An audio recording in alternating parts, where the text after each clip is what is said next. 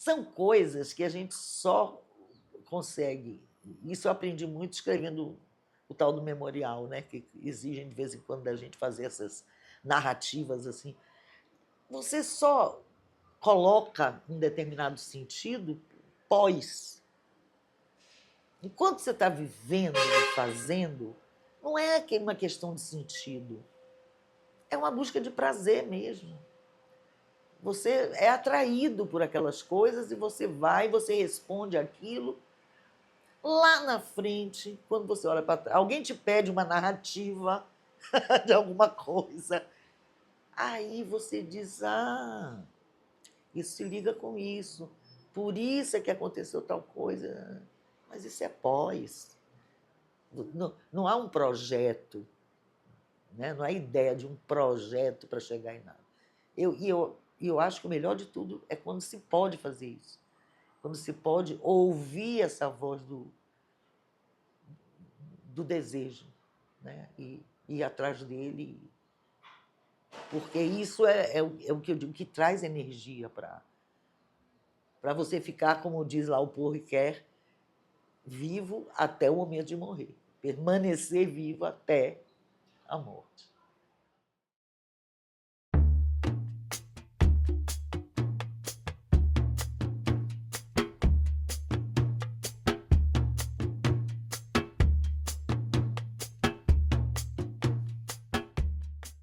Eu comecei a ler muito cedo. E isso, para mim, abriu realmente um universo. Eu me lembro assim, a leitura era um universo no qual eu entrava, e quando eu saía, eu me lembro dessa sensação de que pena que está voltando para a realidade, que pena fechar o livro e voltar. Isso era, claro, não tinha uma certa série de apelos que hoje as crianças, os jovens têm e tal, mas tinha também os jogos, brincadeiras e tal, não é que eu não participasse das coisas, mas o prazer mesmo estava na leitura. E, mais do que isso, porque a decisão de escrever, porque você pode ser um bom leitor a vida inteira, prazer da leitura. Eu não consigo saber em que momento exato, mas em algum momento aconteceu que eu estava lendo algo que me tocou tanto, que eu fiquei como que agradecida, um sentimento de agradecimento ao autor que tinha escrito aquilo. Um sentimento de admiração, de... E aí, naquele momento, veio na minha cabeça, eu quero fazer isso. Eu quero produzir nas pessoas isso que está acontecendo comigo. Eu quero escrever para tocar leitura. E aquilo, para mim, de repente, veio como todas aquelas promessas que a gente faz lá na infância profunda, né? Que ficam... Algumas ficam até irrealizadas, mas aquilo foi tão forte que eu nunca tive dúvida daí em diante, assim, a questão era escrever. Então eu escrevi um monte de bobagens, com 10 anos de idade. Alguns tenho guardados, porque a gente não consegue se desfazer dessas coisas, né? Poeminhas, coisas, livros inteiros, assim, com 12 anos, com 13 anos, que depois, mais tarde, você relê aquilo. Só que eu tinha o convívio com os poetas, com a leitura dos poetas. Por exemplo, essa forma fixa que a gente tem, soneto, por exemplo, é algo musical, tem uma musicalidade, né? Claro, a prosódia. Então, de tanto você ler, você aprende tudo aquilo que depois na escola eles vão querer ensinar, com aqueles nomes todos, né? A dividir as sílabas do verso, a sílaba tônica, não sei o quê, os alexandrinos e isso, um bocado de nome. Não, eu aprendi tudo isso ouvindo o soneto que eu queria memorizar. Memorizar. Não à toa, não só para mim, mas porque tinha esses eventos em escola que você declamava poesia e todo mundo gostava de me ver declamar. Isso vai também tocando na vaidade do adolescente e tudo mais. Então tinha esse lado já teatral também se desenhando, né? Eu organizava, por exemplo, recitais na escola. Isso é coisa de ensino médio. Eu organizava recitais e Os professores de literatura gostavam muito, claro, professores de português e tal, e envolvia os colegas, então tinha uma certa atividade aí também de encenação, né? Chamava os colegas, dividia os poemas entre os colegas e fazia o recital. E não deixava de encaixar no recital, obviamente, algum poema meu, porque eu escolhia dos poetas lá, os parnasianos, os românticos e tal, mas já que sou eu a roteirista, eu vou encaixar um poema meu aqui também. Então, depois que eu fui pensar um pouco nessas coisas, assim, na verdade, literatura e teatro estiveram sempre muito próximos ali. A palavra, mas a palavra para a cena, a palavra para ser dita. Eu me lembro que fui para Minas, porque minha mãe é mineira e tal, fui passar um tempo lá em Minas com meus avós. E tinha uma professora lá que organizava, era aquela professora que organiza, né, os eventos e tal. E ela me chamou para declamar A Órfã na Sepultura, de Castro Alves, que é um poema doloroso, que é uma órfã que sai escrava, né? Que sai procurando a mãe, e quando encontra a mãe está morta lá na sepultura, e ela nem sabe, só encontra lá. Então, imagina que melodrama imenso, né? E ela me chamou para... me deu o poema para eu declamar. Eu declamei este poema quando eu vi que as pessoas choravam. Quando eu vi que o público chorava. Aquilo foi outra descoberta para mim, assim, impressionante. Quer dizer, então, aos 11 anos você descobriu isso, você dizer um poema pode levar as pessoas produzir aquele efeito, né? Então, na verdade, essas coisas foram caminhando de uma maneira muito próxima, embora eu nunca tivesse desistido da ideia de que eu ia publicar os poemas e tudo. A ideia do teatro não existia.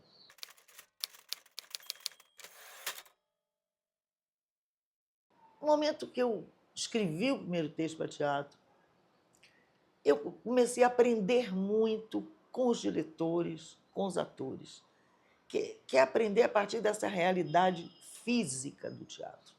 O teatro tem uma realidade física, que é uma coisa completamente diferente de você trabalhar com símbolos, que são as palavras. Que você coloca aquelas palavras no papel e elas vão ser preenchidas de sentido pelo leitor que conhece aquela língua. Né? Se ele não conhecer a língua, ele não pode preencher de sentido. Então, vejam, Borges, Jorge Luiz Borges, uma coisa parece banal, mas a gente tem que parar para pensar nisso. Assim, que um livro, fora do momento em que alguém o escreve ou que alguém o lê, é um objeto como qualquer outro. A gente fica chocado com isso. Um livro pode servir para calço de uma mesa. Né? Posso jogar na cabeça de alguém e tal. Ali, né? É um objeto. Então, essa mediação simbólica que tem a literatura, no caso do teatro, você passa para alguma coisa que brota disso que eu estou chamando da fisicalidade do teatro. Que a gente tenta explicar pela atuação do ator, o corpo do ator e tal, mas não, é um aqui agora muito definitivo. Ou acontece agora ou nunca mais. Não existe segunda leitura, terceira leitura que você. Então veja que são universos, né? A gente poderia dizer até antagônicos, essa questão da palavra do teatro. De certo modo, até antagônicos. Mas quando você trabalha com a palavra, você tem que imaginar que ela é um material que entra dentro do fazer teatral. Então, isso foi o sentido maior do meu aprendizado. Porque eu escrevi... Claro, quando você escreve, você imagina a cena. Você imagina o que acontece. E é claro que aquilo, quando vai para a cena, não é o que você imagina. Pode ser muito melhor, pode ser muito pior. Então, o aprendizado de que eu falo, e eu sempre volto a essa questão do céu e do inferno no teatro, por isso. Houve momentos assim que os atores me deixaram uma felicidade incrível, porque perceberam um sentido que para mim nem tinha, né, sido notado antes, deram valor a uma frase, a uma coisa, criaram um efeito. Em outros momentos perderam a piada. Oh, meu Deus, fulano perdeu a piada, e agora? E perdeu, está perdido. Né? Não, sabe? E isso que eu chamo dessa premência de onde vem a questão do coletivo, e aquele grupo ali fazendo. Fosse outro elenco, seria uma outra coisa. Então, é um desafio. E da parte dos diretores também, as coisas que eu queria, no início, cobrar dos diretores, depois eu compreendi que não era por ali que eu estava pensando.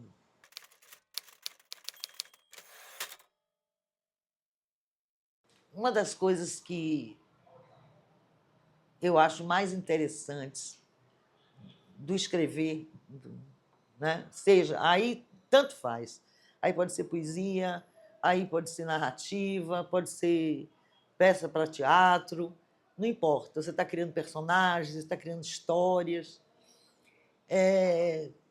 Quando você consegue num determinado... Mas isso tem que ser mais lá na frente. Você olha para trás e se relê e começa a entender determinadas coisas sobre você mesmo. Existe isso, existe essa possibilidade de você se dar conta de algo que você conscientemente não teria chegado lá, entendeu? A ausência também de certos personagens, de certos... porque aqui nessa história não aparece tal coisa. Às vezes vem um crítico, vem uma pergunta, e aí você para. Então, claro que continua um território absolutamente, e é bom que seja assim, eu acho, de difícil acesso, o nosso inconsciente, porque eu tenho até um pouquinho medo dele. Só um pouquinho que ele se mostra, às vezes, nos sonhos e tal, é para a gente respeitar. Então, não é para ter esse acesso assim, então, mas ele necessariamente aflora na criação. E palavra, aí eu estou falando especificamente dessa arte de palavra. Clarice Lispector tem uma coisa bonita que ela diz da palavra como uma isca, né? Que você usa a palavra para pescar a coisa. Que é um pouco aquilo que eu disse antes sobre o símbolo, né? A palavra é um símbolo e você tem que preencher aquilo, tal. O leitor tem que preencher. Mas assim, você usa a palavra para pescar a coisa. Mas só que ao pescar essa coisa, a palavra e a coisa se misturam e você já não pode jogar. Você poderia, depois de pescar o peixe, você poderia jogar a isca fora, né? Não, você não pode. Porque a isca, que é a palavra, você não pode mais jogar fora, porque ela e a coisa se misturaram.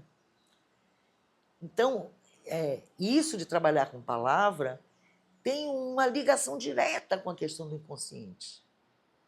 Claro que existe o seu controle, né? A gente conhece o gênero que está trabalhando, aqui é um poema, aqui é um conto, aqui é uma peça de teatro, aqui tem um personagem falando. Claro que você tem o seu, vamos dizer assim, um certo domínio consciente do rumo que você está levando aquilo.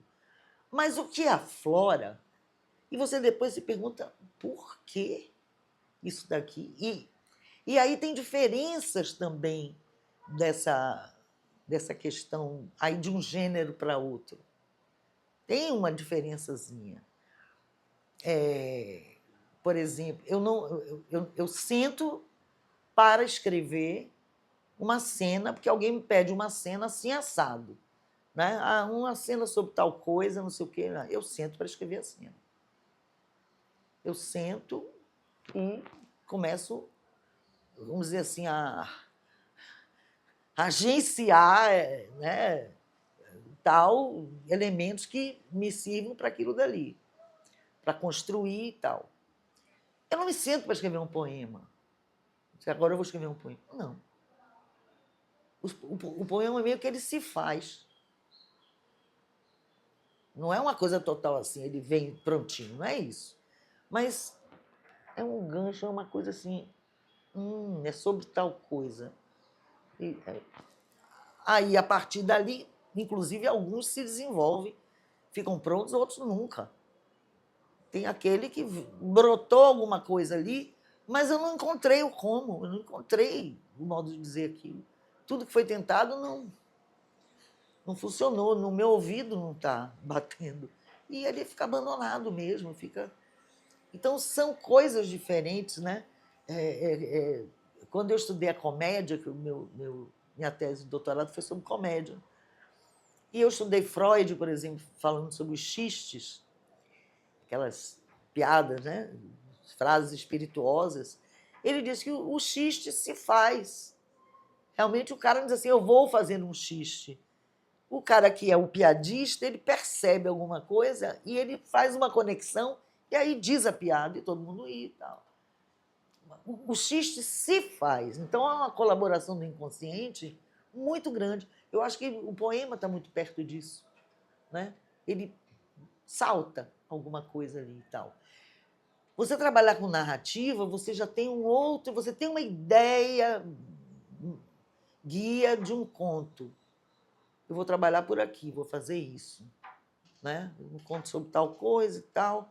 Mas aí você faz uma pesquisa de alguma coisa que você precisa de informação, você sai dali, pesquisa, vai e volta, né? É mais consciente.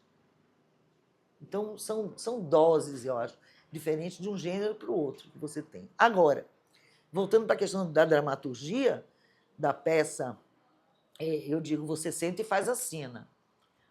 Mas quando você está fazendo uma peça, por exemplo, você cria personagens, há um determinado momento que o personagem anda por ele. E não tem nada de milagroso nisso, é porque você deu a ele determinadas referências e tudo mais que ele segue. Você sabe que ele pode fazer tais coisas e tais coisas não, que ele vai tomar um determinado rumo. Então, a sensação que você tem é que aquele serzinho ali que você inventou, ele está andando sozinho, ele está... E pode surpreender até com alguma coisa que venha fazer lá na frente. É isso, há uma diferença de um gênero para o outro.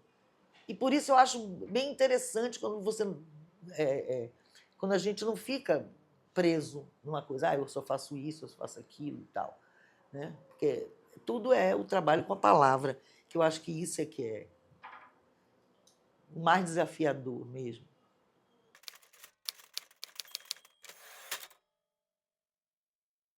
A academia na qual eu entrei em 2004 é bem diferente da Academia de Letras da Bahia hoje. Então, vão aí o quê? 20 anos, 21 anos, né? E normal que seja assim. Estranho seria não ser assim, né? Por quê? Porque cada presidente que vai entrando e cada grupo que se forma em determinado momento tem as suas ideias, tem seus projetos, tem suas sugestões. Isso vai mudando o perfil. A academia era um pouco bem mais fechada naquela ideia da confraria, que é uma ideia importante, mas com pouca abertura para a sociedade. E eu acho principalmente para assim, os jovens. Né? Vou falar disso porque jovens estudantes que hoje estão frequentando a academia muito. E na época isso era pouco ou quase nada. Então, ao longo desse tempo, cada presidente foi colocando sua marca, cada presidente foi trazendo seus projetos e, sobretudo, foi havendo cada vez mais essa preocupação de se abrir para a sociedade mesmo. Isso não tem a menor dúvida. Eu vejo na academia, no fato de estar lá, uma oportunidade, sobretudo, de encontro. Isso eu já pensava quando entrei, porque eu conhecia algumas pessoas, né? Não tinha proximidade, mas eu conhecia, admirava, melhor dizendo, não conhecia, admirava. Pessoas que estão ali que são incontestes, né? Assim, são realmente grandes mestres naquilo que fazem. E a primeira coisa que eu pensei, eu vou poder estar em contato com essas pessoas que eu tanto admiro. Claro que ninguém pode, eu acho que eu não posso, mas também ninguém pode ter uma familiaridade, ter uma proximidade com 40, né, que é o total dos acadêmicos. Por quê? Porque são histórias de vida diferentes, são diferenças profissionais, são, enfim, diferenças de trajetória. Você cria, vamos dizer, uma proximidade maior ou menor. Isso em toda instituição ocorre assim, isso ocorre na universidade, em qualquer lugar. Quando eu entrei na academia, por exemplo, a primeira vez que eu entrei na escola de teatro, veio um amigo meu, querido, amigo Deolindo Kekuchi, que é um dos diretores que me fizeram escrever, a quem eu devo ter produzido alguns textos. Ele de longe já me saudou. Boa tarde, imortal. Né? Já de longe brigou. Claro, existe coisa mais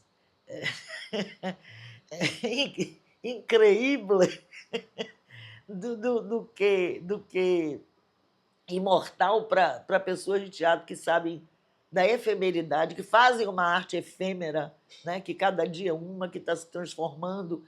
Na verdade, se nós fôssemos imortais, as academias não seriam necessárias. Elas existem exatamente porque nós não somos imortais, né? Mas existe, porque você não pode nem reivindicar, nem conferir a imortalidade a alguém. Ninguém pode, uma instituição não pode. Nem críticos de renome podem. Porque nós sabemos críticos renomados que elogiaram obras que hoje estão esquecidas. Né? O que leva realmente uma obra a permanecer, a cair na simpatia do público, ser lida, relida? Ninguém sabe.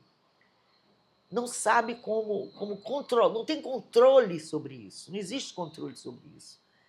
Eu não digo nem imortalizar, porque é uma coisa muito ampla, né? Mas, assim, até a permanência. Isso aqui vai ser lido daqui a 10 anos, daqui a 20 anos, uma continha um pouco menos, né?